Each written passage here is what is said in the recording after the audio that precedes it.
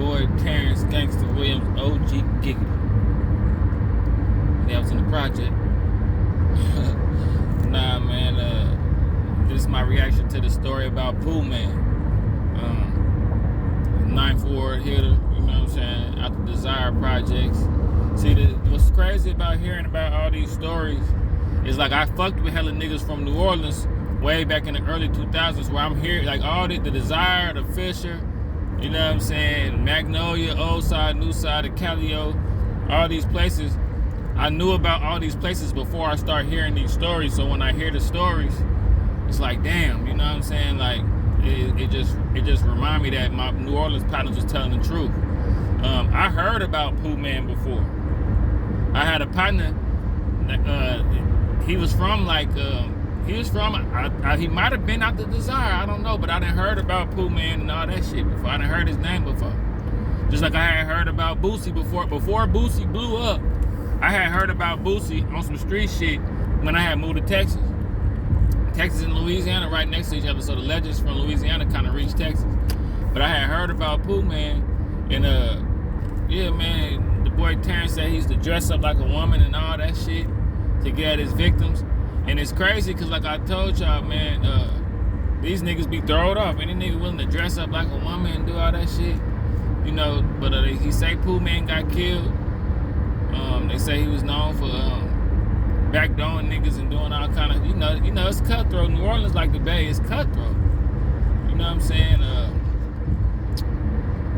I knew a dude that, shit, I ain't gonna go into detail. Like I told you, I grew up in Richmond. Richmond, basically the New Orleans of the Bay Area. It's the New Orleans of California, a small city where everybody know each other and people grow up and play little league football together and end up trying to shoot at each other and all kind of shit. You know what I'm saying? You can't be cool with your cousins because they from, so anyway.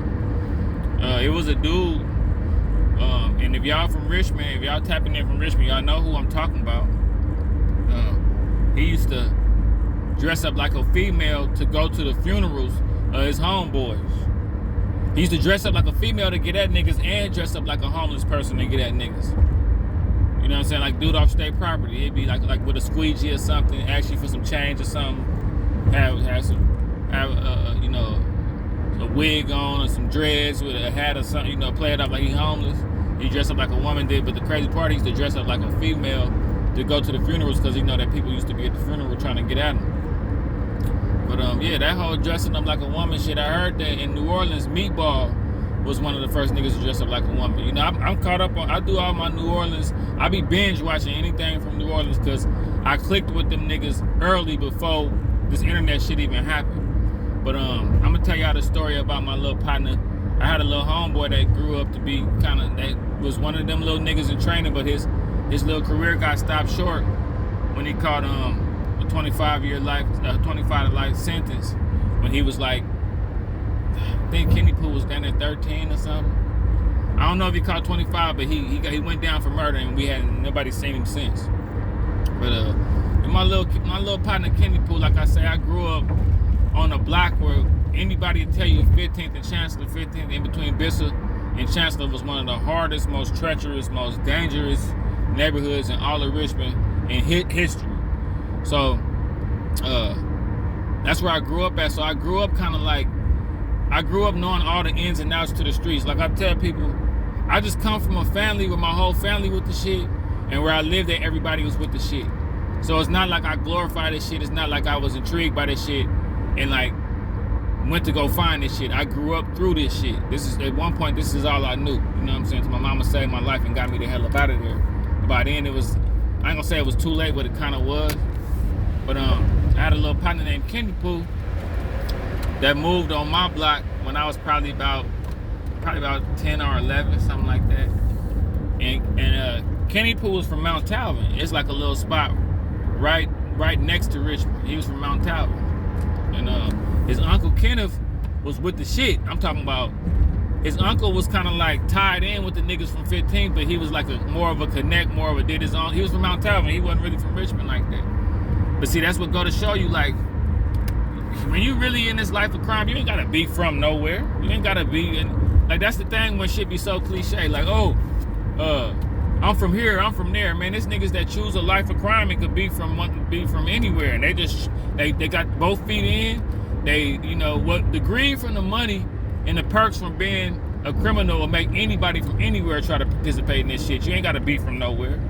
And that's how Kenny Pooh and his uncle was. They was from Mount Talbot, and he the one that put me on to the pits and showed me how he had kennels in his backyard, taught me the whole pit bull game, you know what I'm saying? Gave me when his pits would lose fights, he would give them to me so he wouldn't, you know, he wouldn't kill him, he would give them to me.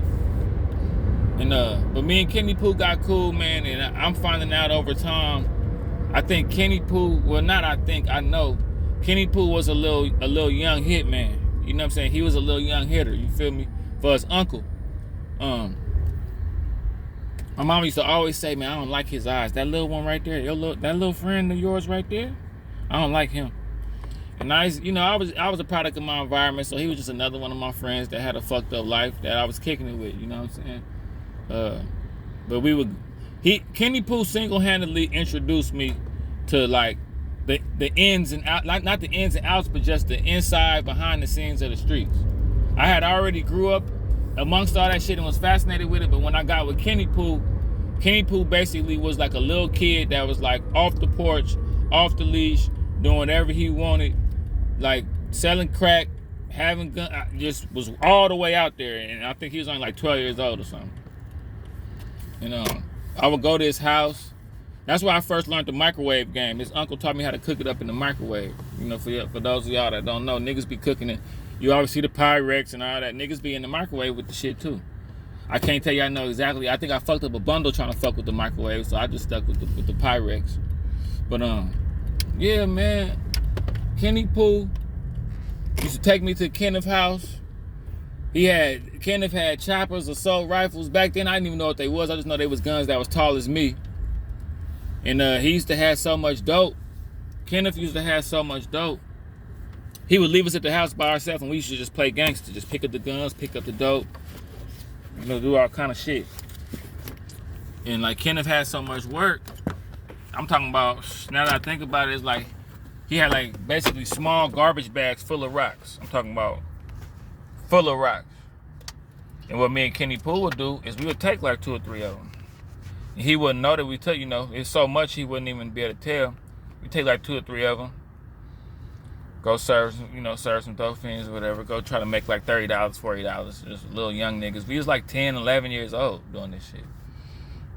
And Kenny Pooh was the first nigga I seen serve his mama. It fucked me up. It fucked me up. You could tell his mama was a dope fiend. This back in the day when the dope fiends looked like zombies type shit. He would serve his mama. He would steal it from Kenneth and give it to his mama for free.